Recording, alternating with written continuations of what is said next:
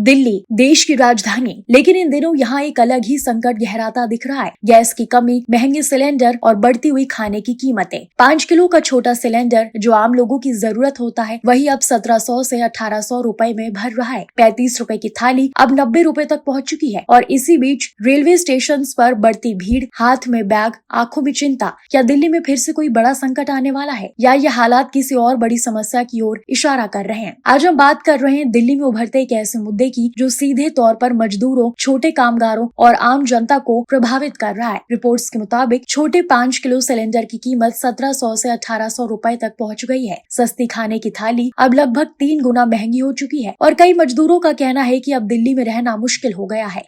यही वजह है कि कई लोग दिल्ली छोड़कर अपने गांव की ओर लौटने लगे हैं। जरा सोचिए, एक दिहाड़ी मजदूर जो दिन भर मेहनत करता है और शाम को अपने परिवार के लिए खाना जुटाता है, अगर उसी के लिए गैस सिलेंडर भरवाना मुश्किल हो जाए तो क्या होगा? दिल्ली के कई इलाकों से ऐसी तस्वीरें सामने आ रही हैं, जहां मजदूरों को या तो फैक्ट्री में ही रहने को मजबूर होना पड़ रहा है या फिर घर वापस जाने का फैसला लेना पड़ रहा है। कुछ मजदूरों का कहना है कि अगर गैस ही नहीं मिलेगी तो खाना कैसे बनेगा। तो वहीं कुछ लोग बताते हैं कि खाने की थाली इतनी महंगी हो गई है कि रोज बाहर खाना संभव नहीं, और यही वजह है कि अब लोग विकल्प तलाश रहे हैं। महंगाई का असर सबसे पहले और सबसे ज्यादा नीचे के वर्ग पर पड़ता है। जब 5 किलो का सिलेंडर 1700 से 1800 रुपए में भरने लगे तो ये केवल एक संख्या नहीं होती, ये एक परिवार का बजट हिला देने वाली बात होती है। इसी के साथ खाने की थाली का दाम 35 से बढ़कर 90 रुपए हो जाना एक बड़ा संकेत है। इसका मतलब है कच्चा माल महंगा हुआ, गैस महंगी हुई और कुल मिलाकर जीवन यापन की लागत बढ़ गई।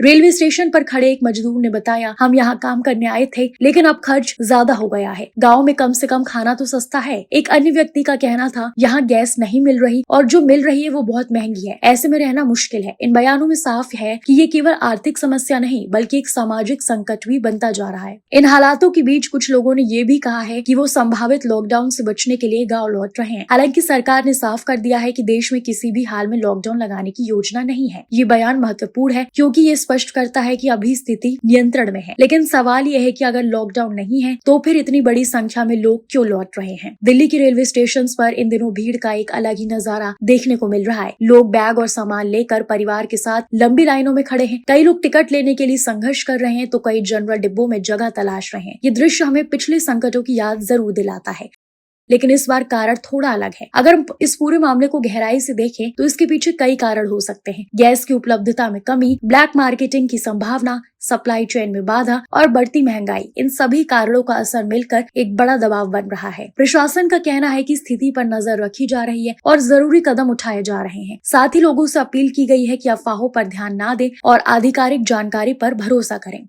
लेकिन कुछ सवाल अब भी बाकी हैं। क्या गैस की सप्लाई सामान्य होगी? क्या कीमतें कम होंगी? और सबसे अहम, क्या मजदूरों का पलायन रुकेगा? दिल्ली में गैस संकट और बढ़ती महंगाई सिर्फ एक खबर नहीं बल्कि एक चेतावनी है। ये दिखाता है कि अगर बुनियादी जरूरतें महंगी हो जाएं तो सबसे ज्यादा असर उसी वर्ग पर पड़ता है जो पहले से संघर्ष कर रहा होता है। आप क्या सोचते हैं? क्या यह स्थायी समस्या है या फिर एक बड़े संकट की शुरुआत? अपनी राय कमेंट में जरूर बताएं। वीडियो पसंद आया हो तो लाइक करें और ऐसे ही ग्राउंड रिपोर्ट्स के लिए चैनल को सब्सक्राइब कर लें।